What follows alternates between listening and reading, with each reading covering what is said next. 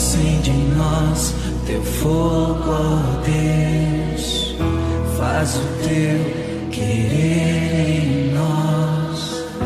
De tua graça eu quero mais, Senhor.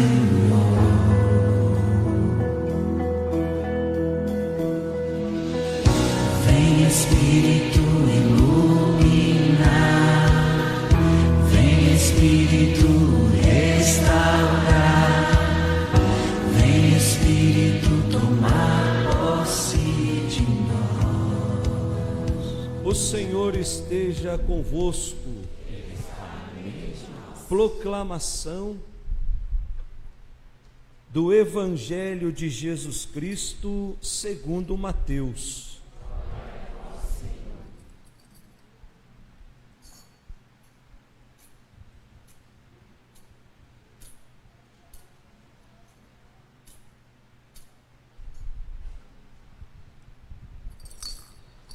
Naquele tempo, vendo Jesus as multidões, subiu ao monte e sentou-se. Os discípulos aproximaram-se e Jesus começou a ensiná-los. Bem-aventurados os pobres em espírito, porque deles é o reino dos céus. Bem-aventurados os aflitos, porque serão consolados. Bem-aventurados os mansos, porque possuirão a terra. Bem-aventurados os que têm fome e sede de justiça, porque serão saciados. Bem-aventurados os misericordiosos, porque alcançarão misericórdia. Bem-aventurados os puros de coração, porque verão a Deus. Bem-aventurados os que promovem a paz, porque serão chamados filhos de Deus. Bem-aventurados os que são perseguidos por causa da justiça, porque deles é o reino dos céus. Bem-aventurados sois vós, quando vos injuriarem e perseguirem, e mentindo disserem todo tipo de mal contra vós por causa de mim. Alegrai-vos e exultai, porque será grande a vossa recompensa nos céus. Palavra da salvação. É assim a geração dos que procuram o Senhor. É assim a geração dos que procuram o Senhor. Podemos sentar. Caríssimos irmãos que nos acompanham pelas redes sociais, esse domingo a igreja reserva para que nós celebremos e festejemos todos os santos. No calendário civil, essa festa é no dia 1º, mas a igreja coloca essa solenidade num domingo próximo ao dia 1º, porque ela se equipara à grande festa da Eucaristia. Todos os santos que viveram a sua intimidade com Deus de uma maneira bem próxima. Por isso são santos, por isso são capacitados a interceder por nós lá no céu. Portanto, nesse final de semana, nós somos convidados a renovar o nosso compromisso de amor e de fidelidade para com Deus. E ao mesmo tempo, nós somos convidados a fixar os nossos corações lá nas coisas do alto, onde se encontram as verdadeiras alegrias. É a festa de todos os santos. É um convite a cada um de nós a vivermos a santidade na nossa vida, a vivermos a santidade nas pequenas coisas da vida. A primeira leitura que nós ouvimos, tirada do livro do Apocalipse, o capítulo 7, nós sabemos que o livro do Apocalipse, quem escreveu o livro foi o evangelista São João, e escreveu mais ou menos 80 anos depois de Cristo. E quando João escreve o livro do Apocalipse, é uma época muito difícil para a igreja que estava nascendo. A igreja só tinha 80 anos, portanto, estava dando os seus primeiros passos. E nesses primeiros passos da igreja, vem junto as perseguições que a igreja sofreu no início e sofre até hoje. Era perseguida porque vivia a fidelidade ao Evangelho. Era perseguida porque vivia o compromisso a todo instante com Jesus. Então se desencadeou uma série de perseguições sobre a igreja de Cristo. Seus membros eram hostilizados, muitos eram mortos. Nós temos a história do primeiro mártir que foi morto com a participação até de São Paulo. Portanto, era uma igreja que estava em processo de ser extinta, devido às perseguições. Estava condenada a desaparecer. Aí nós temos as visões do evangelista São João no livro do Apocalipse, que vem nos trazer uma mensagem de esperança, diante de todo aquele cenário de perseguição e de hostilidade. Aí João vem dizer e vem proclamar a vitória do Cordeiro. Não aquele Cordeiro imolado, mas o Cordeiro pascal, o ressuscitado. É esse Cordeiro, diz João, que transformou o caminho de morte em caminho de vida. Mas essa vida, ela só é oferecida para aqueles que seguem o Cordeiro. E essa vida nova pode ser que se dê também no martírio. Diz a primeira leitura: pois lavavam as suas vestes no sangue do Cordeiro. Nada que se lave com sangue fica limpo, gente. O que o evangelista João está querendo dizer é que, ao lavar as vestes no sangue do Cordeiro, nós entregamos a nossa vida a Cristo, ao projeto do reino de Deus. Por isso o martírio, por isso aqueles que derramam o seu sangue pelo Evangelho são mártires. Lavam as suas vestes no sangue do Cordeiro, derramam o seu sangue e o seu sangue se iguala ao sangue do Cordeiro, fecundam a terra. Portanto, o caminho do martírio é um caminho também que nos leva para o céu. E aí o texto vem dizer que havia uma multidão imensa que ninguém podia contar. Ou seja, a igreja estava lavando as suas vestes, a igreja estava derramando o seu sangue por Jesus. Versículo 9 da nossa primeira leitura. Com isso, São João está nos dizendo que a salvação, ela não é para um grupinho reservado de pessoas. A salvação é para todos. Todos nós somos chamados à santidade. Todos nós somos chamados a atravessar as lutas dessa vida, a atravessar as tribulações da nossa existência, sempre unidos a Cristo. E assim nós seremos vencedores. Ou seja, com Cristo nós somos capazes de ir mais longe. Com Cristo a nossa caminhada não fica interrompida. Com Cristo nós sabemos que diante das tribulações e das provações dessa vida, nós temos onde nos agarrar. Nós temos um modelo. E aí continua a primeira leitura, o São João ainda dizendo: com Cristo nós somos vencedores, pois trazemos em nossas mãos a palma da vitória. Ao longo da nossa vida nós erramos, nós caímos, mas revestidos de humildade, nós lavamos as nossas vestes no sangue do Cordeiro. E o próprio Cristo vai derramar o seu espírito de santidade sobre todos nós, sobre aqueles que primeiro se mantiverem firmes diante das tribulações, diante das provações desse mundo. Portanto, meus irmãos, olhemos para o céu.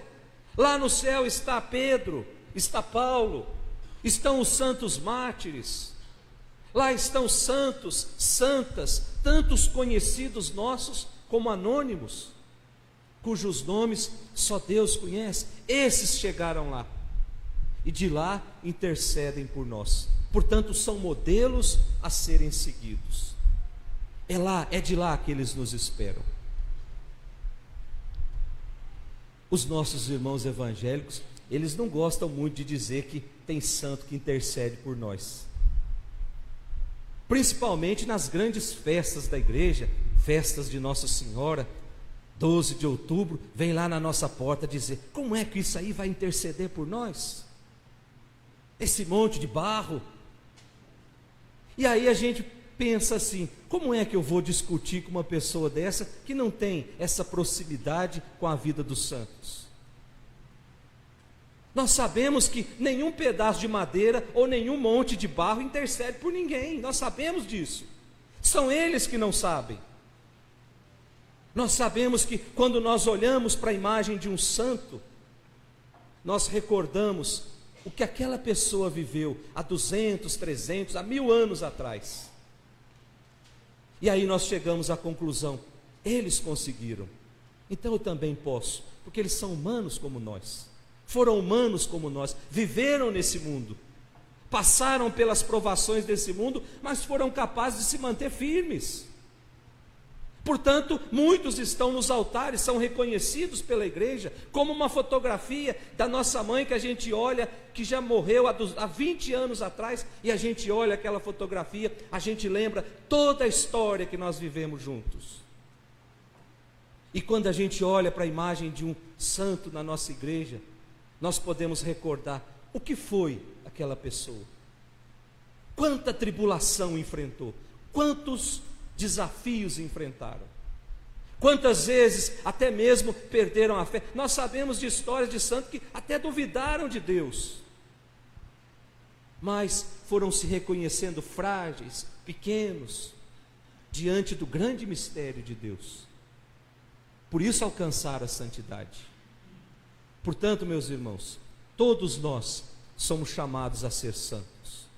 Talvez a nossa imagem não vai ficar exposta em nenhuma igreja por esse mundo afora, mas ela está lá gravada no coração de Deus. Deus sabe das vezes que eu disse não ao pecado. Deus sabe das vezes que eu mantive a cabeça erguida quando tudo parecia que ia desabar. Deus sabe da minha fidelidade a Ele. Eu não preciso mostrar isso para os outros. Eu preciso ser santo para Deus, não para quem está do meu lado. Eu não preciso mostrar que eu faço um caminho de santidade para os outros. Os outros devem ver a partir da minha vida, mas é para Deus que eu preciso ser santo. O meu testemunho vai mudar esse mundo, mas o meu coração precisa estar juntinho do coração de Deus. E aí, quando eu fechar os olhos para esse mundo e abrir os meus olhos lá junto com Deus, quem é que vai me impedir de soprar lá no ouvido de Deus: ô Senhor, olha lá por aquele que ainda está lá naquela terra, olhe pelos meus irmãos que ainda estão lá embaixo, olhe pelos meus filhos que ainda estão lá embaixo. Isso nós chamamos de intercessão. Portanto, quer ser o intercessor, viva uma vida santa, uma vida justa, uma vida reta, que quando fechar os olhos para esse mundo e se encontrar lá junto com Deus, nada nem ninguém vai nos impedir de chegar perto de Deus e dizer: olhe por aqueles que ainda estão lá embaixo, meus filhos, meus irmãos, minha esposa, meu marido. Ajuda eles a enfrentarem os desafios desse mundo. A segunda leitura que nós ouvimos, gente, tirada das cartas de São João, ou melhor, segunda leitura, carta de São João, que nos responde um pouco, ou tenta nos responder algumas interrogações sobre o destino dos mortos. E diz que se Deus, no seu imenso amor, fez de nós seus filhos, então Ele não pode nos abandonar? Se nós somos filhos de Deus, Deus não nos abandona nunca. Somos nós que abandonamos Deus. Deus nos criou para sermos pedras preciosas no seu tesouro. E se Ele nos criou, Ele quer que sejamos felizes. Ele quer que sejamos bem-aventurados. Deus não nos criou para sermos infelizes. A infelicidade, muitas vezes, somos nós que vamos procurar. Mas a felicidade verdadeira, ela só vem de Deus. Não existe fonte de felicidade que não seja Deus. Existe a felicidade que o mundo nos apresenta. Tem muita gente que acha que ter muito dinheiro é ser feliz. Tem muita gente que acha que ter posses e mais posses é ser feliz. Tem gente que acha que ser famoso, ter fotos espalhadas é ser feliz. Tem gente que acha que ter poder é ser feliz. Mas isso tudo passa. A felicidade verdadeira nós só vamos encontrar em Cristo. Porque é uma felicidade que começa aqui nesse mundo, mas ela não termina no dia que nós fecharmos os nossos olhos. Ela caminha conosco até o céu. É uma felicidade eterna, é uma felicidade verdadeira, é uma alegria, não é uma euforia. A euforia o mundo nos dá, a alegria Deus nos dá. Porque a euforia, ela tem data de validade. A alegria de uma pessoa que usa drogas, ela termina quando acaba o efeito da droga. Por isso ela precisa de mais. Agora a alegria que vem de Deus não. A alegria que vem de Deus, ela é verdadeira. E é essa alegria que nós encontramos no Evangelho, quando Jesus vem dizer bem-aventurados ou felizes. Ser bem-aventurado é ser feliz, é ser alegre. E aí, continuando, se Deus então nos cria para sermos felizes, nós participamos da família divina, porque o próprio Jesus está dizendo, pois seremos semelhantes a Ele, versículo 2 da nossa segunda leitura. Se nós somos semelhantes a Cristo, nós participamos da família divina. Portanto, não tem porquê eu ser infeliz. Deus me cria porque Ele quer e porque Ele me ama. Deus me dá o dom da vida, Deus me dá uma família. Talvez não seja a melhor família do mundo, mas é essa que Deus me deu. Deus me dá amigos, Deus me dá a felicidade. Portanto, e Deus me dá a filiação divina. Eu sou filho dele, gente. Nós somos filhos dele. E nenhum pai quer a infelicidade dos seus filhos. E por fim, nós olhamos o Evangelho de hoje, o Evangelho de São Mateus, o capítulo 5. É um texto conhecido como o texto do Sermão da Montanha.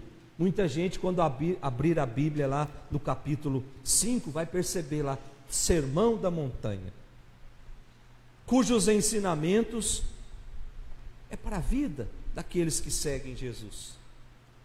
Portanto, Mateus, o evangelista São Mateus, vem nos apresentar uma nova lei, que supera a antiga lei que guiava o povo. E essa nova lei se dá no monte. Vocês perceberam o Evangelho? Vendo Jesus as multidões, subiu ao monte e sentou-se. O monte nos lembra o quê? O Monte Sinai, onde Moisés recebe de Deus as tábuas da aliança, as tábuas da lei. Portanto, onde recebe a primeira lei, os 10 mandamentos.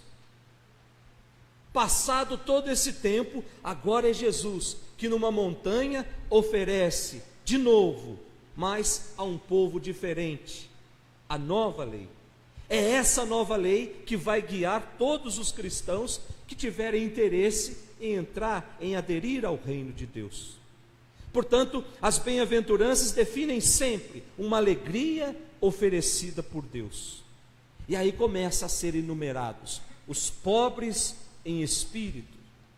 São aqueles que aceitam renunciar livremente aos bens, ao próprio orgulho, para se colocar incondicionalmente nas mãos de Deus. E ele continua dizendo: os mansos são aqueles que recusam a violência, são aqueles que são tolerantes, que são amáveis.